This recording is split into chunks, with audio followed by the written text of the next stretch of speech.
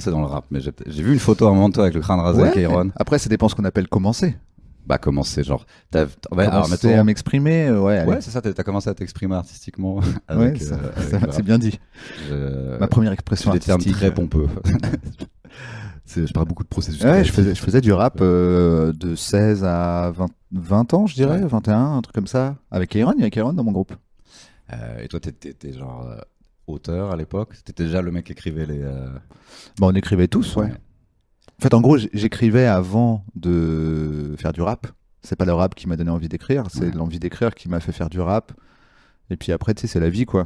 En fait, moi, c'est vraiment en fonction de qui passait. Hein. Moi, j'ai grandi en banlieue, Kéron, il a dit, viens, on fait du rap. Je suis là, ok. J'aurais grandi à Paris et tu m'aurais dit, viens, on fait du rock emo. Je t'aurais dit, bah ouais, carrément. Ah, tu sais que j'ai fait ça? Bah oui. Bien sûr que je sais. Il y a des formidables photos.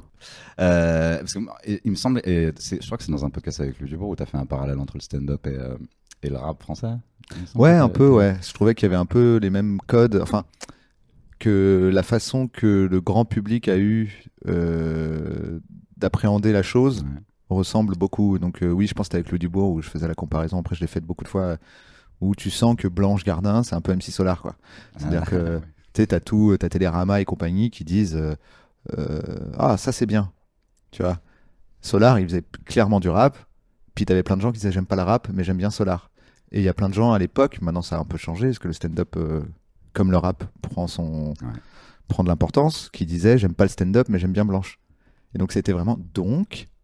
Allez, tu peux le faire. Tu aimes le stand... Non, j'aime pas le stand-up, mais j'aime bien Blanche. Souvent, ça veut dire j'aime pas les Arabes, j'ai l'impression. J'entends ça, moi. Mais je sais bah, pas si je suis parano. Ouais, je sais pas si c'est les Arabes, mais en fait, c'est qu'il y a un truc, je pense que quand un art est un art dont il est facile de s'emparer, ça devient une voie d'expression pour des gens qui pouvaient pas s'exprimer. Ouais. Typiquement...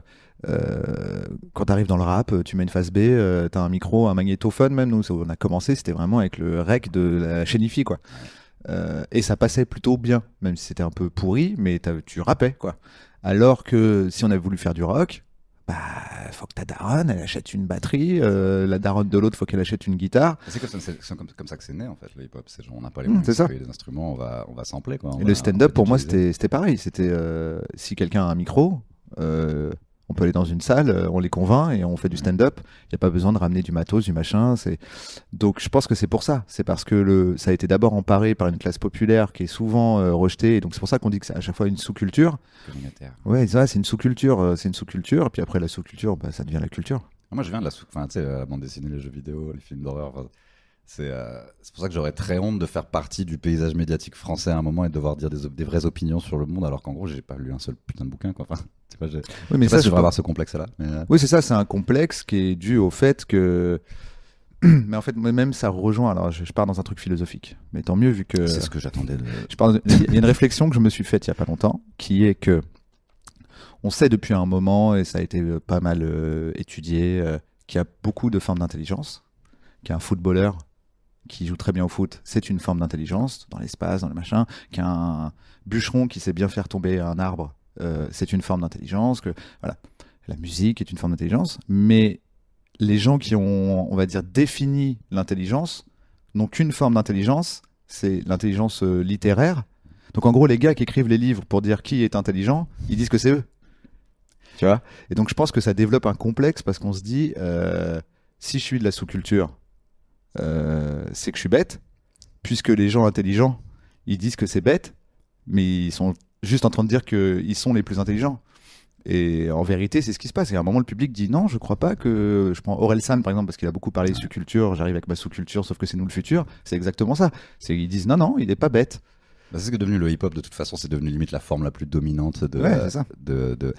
Mais ça crée un truc où j'aurais peur de genre débattre avec Zemmour, même si c'est moi qui a raison, parce qu'il va citer des gens et des auteurs. Et en fait, c'est devenu le standard de l'intelligence, genre... mainstream de en fait citer des auteurs comme disait machin que t'as pas lu et t'es là c'est vrai je l'ai pas lu. Oui c'est vrai je l'ai pas lu ouais mais ouais je suis d'accord mais le truc c'est que Zemmour je pense qu'il est quand même intelligent. Ah ouais, donc le truc c'est que c'est pas que il étale sa culture, c'est que il est suffisamment intelligent pour aller chercher ce qu'il voulait dans les livres, qu'il Ah oui, arrange oui, pour avoir l'air encore plus intelligent, mais il est quand même intelligent, donc il a une intelligence rhétorique qui fait que il peut vite te faire passer toi pour le con, sauf si tu as une intelligence rhétorique. Parce Oui. que si tu lui dis, oui, mais je l'ai pas lu ton livre, explique-le-moi, et qu'il t'explique, et que tu dis, bah, je suis pas d'accord, et qu'il dit, mais t'es qui pour pas être d'accord? Il fait, bah, je sais pas, tout le monde est d'accord avec le gars que tu cites? Tu vois? Oui, c'est Est-ce que tout le monde est d'accord avec le gars que tu cites? Ou est-ce que toi, t'es d'accord avec le gars que tu cites? Tu pourrais et tu me débattre le avec cites? lui, toi? Tu te sentirais genre en mode. Oui, enfin, Ça t'intéresserait pas ça me ferait, forcément, ouais. ça me ferait pas peur de Ouais. débattre avec Zemmour, mais le problème, c'est qu'en vérité, débattre avec Zemmour, on s'en fout. Quand tu débats dans un truc de Zemmour, c'est pour parler à des gens qui vous écoutent parler. Ouais, c'est vrai. Et donc, le piège, c'est quand même ça, c'est de dire, attends, s'il met une bonne béquille de rhétorique, il y a des gens qui auraient dû être d'accord avec moi, qui vont être d'accord avec lui Ouais. pour les mauvaises raisons. Tu vois. Mais après, oui, il utilise plein de techniques que je trouve un peu, moi, un peu grillées, mais Quand qui il sont essaie de grave te vénérer. efficaces. Ah, vous êtes un peu une merde avec votre contenu de chiottes et vous faites ça pour les enfants et tu vois le mec là. Oh, non. Ah oui, mais ça, en plus, ça, pour le coup, je trouve que c'est la version la moins grave de Zemmour. Ouais. Ah bah La, oui, oui, bah, la version oui. chez Ruquier qui descend des gens pour les descendre, oui, bon, d'accord. Mais la version de Zemmour qui défend une idéologie dégueulasse, mais avec des très bons mots. Mais il y a Patton Oswalt qui fait un truc super là-dessus, où il dit faites attention parce que. Je sais pas si tu as vu cet Oui, extrait. si, c'est en Où gros, il parle des compare, mots, il parle du vocabulaire dans les luttes, et il dit il y a des gens qui utilisent pas du tout le bon vocabulaire. Ils vont dire lesbienne, gouine, pédé, etc. Mais en fait, ils sont dans votre camp, ils sont ouverts et généreux, et les méchants, eux, ils apprennent tous vos mots. Mais ça, c'est oui, mais je pense que. Oui, je pense que malgré la situation, l'hétéronormativité Ouais, ça. est quelque chose d'important, tu vois. Et tu dis, lui, à c'est le côté, méchant. ouais, si deux PD veulent se marier, moi je m'en bats les couilles. C'est lui qui va avoir des problèmes alors que c'est lui qui C'est va- ça. Moi, le complexe que j'ai.